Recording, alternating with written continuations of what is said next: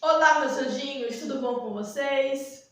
Então, hoje teremos aula de História e o assunto é o Brasil Colonial, parte 2.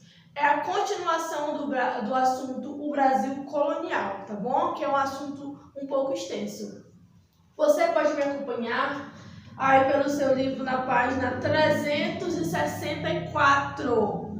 Página 364, tá bom? Olha só, como eram as primeiras cidades, né, na época do Brasil colonial? Como foram feitas as primeiras cidades?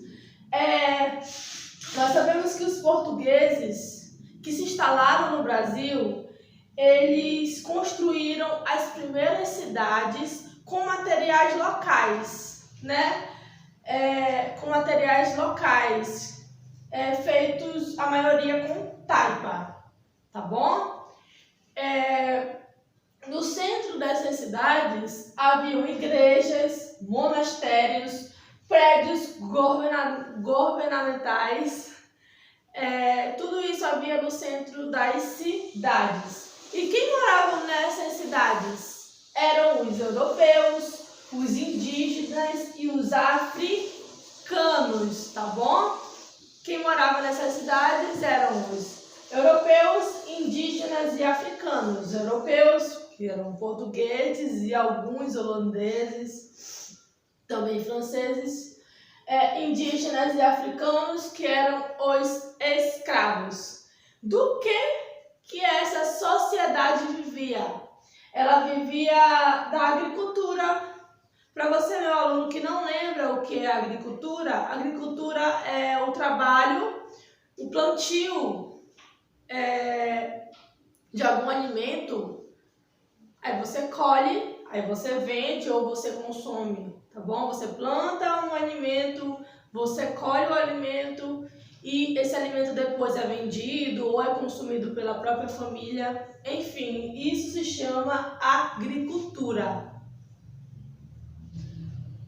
Continuando, meus amores, a sociedade açucareira, ainda no assunto o Brasil colonial.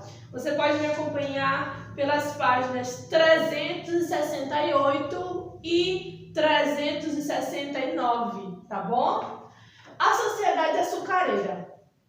Um dos motivos pelos quais as capitanias de Pernambuco e São Vicente prosperaram foram porque nessas capitanias foram plantadas mudas de cana-de-açúcar, que futuramente seria a fonte de renda, de trabalho no Brasil colonial, tá bom? Então as capitanias de São Vicente e Pernambuco prosperaram porque nelas haviam sido plantadas mudas de canas-de-açúcar, tá bom? O solo nessas duas capitanias era muito fértil, consequentemente as mudas de cana-de-açúcar prosperaram, tá bom?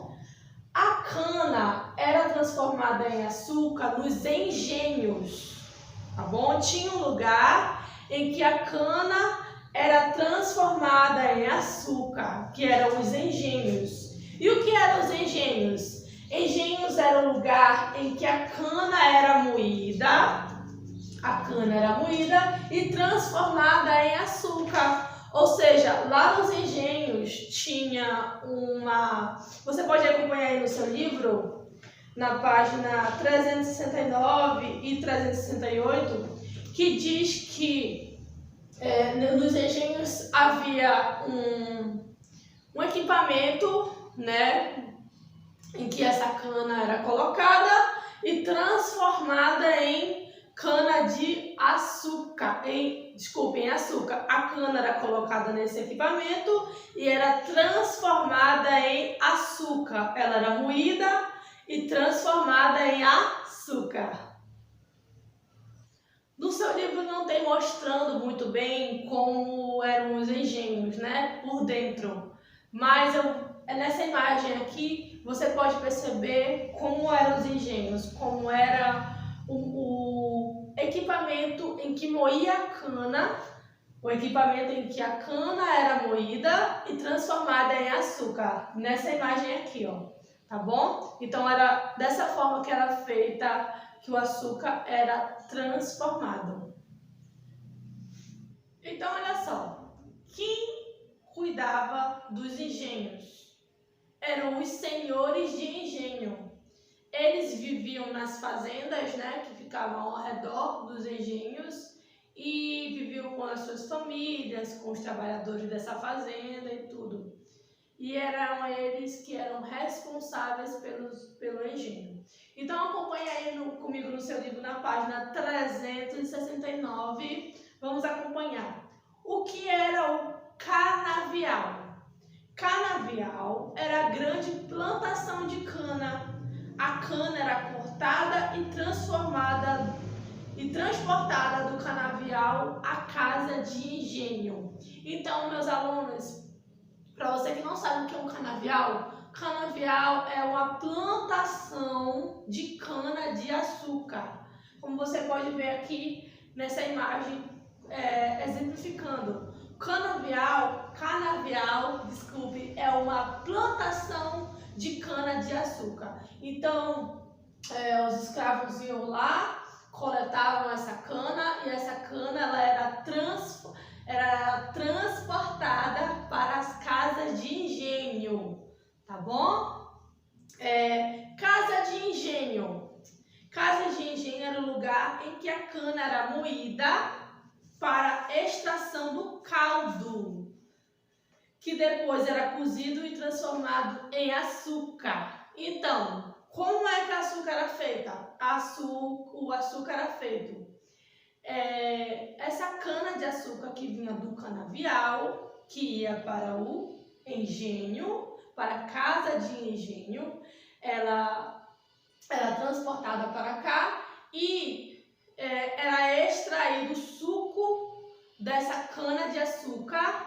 Depois ela era cozida e bem temperadinha para que se transformasse em açúcar na casa de engenho, tá bom? Senzala, lugar em que os escravos dormiam. Senzala era o lugar em que os escravos dormiam, tá bom? Não tem mistério. Capela, construção na qual eram realizadas festas e as cerimônias católicas como batismos e missais. Ali ao redor do canavial haviam também capelas que haviam cerimônias católicas, né, religiosas, para que todos participassem, querendo ou não querendo, tá bom? Casa grande, residência dos fazendeiros, também chamados de senhores de engenho, tá bom? Que viviam com a sua família. Aqui está a casa grande onde os fazendeiros viviam com as suas famílias, tá? Os fazendeiros que também eram chamados de senhores de engenho, porque comandavam os engenhos. Casa dos empregados, lugares em que os trabalhadores livres viviam com a família. A gente sabe que os escravos, né, que colhiam a cana-de-açúcar no canavial, tá? A gente sabe disso. Porém, também tinha alguns trabalhadores que não eram escravos, que só trabalhavam ali para os senhores de engenhos, para os fazendeiros, tá bom? E nessa casa, que é chamada de Casa dos Empregados, que é onde esses trabalhadores viviam, tá bom? Pessoal, continuando aí na página 369, acompanhem comigo. A maior parte do trabalho nas fazendas era feito por escravos, tanto indígenas quanto africanos. A escravidão de indígenas e africanos, ela foi muito violenta, né? Como vocês já devem ter ouvido falar. Eles trabalhavam várias horas por dia, em geral sofriam castigos físicos e se discordassem dos senhores de engenho. Então, para você que não sabe o que é escravidão, aí abaixo diz assim: a escravidão acontece quando uma pessoa tira a liberdade de outra. Ou seja, se uma pessoa pega outra pessoa e não dá para ela liberdade de fazer nada, isso se chama escravidão. Ainda força ela a fazer coisas que ela não quer fazer. Não deixa ela ir para onde ela quer ir, sair. Não deixa ela fazer o que ela quer fazer. E ainda obriga ela a fazer coisas que ela não quer fazer. E se a pessoa se recusar, ela recebe um castigo. Isso é chamado de escravidão. E a escravidão nessa época existia tanto com indígenas, né, que já viviam aqui no Brasil, quanto com africanos que foram trazidos para o Brasil, tá bom? Meus anjinhos, essa foi a aula de hoje. Espero que vocês tenham entendido, tá bom? E até a nossa próxima aula.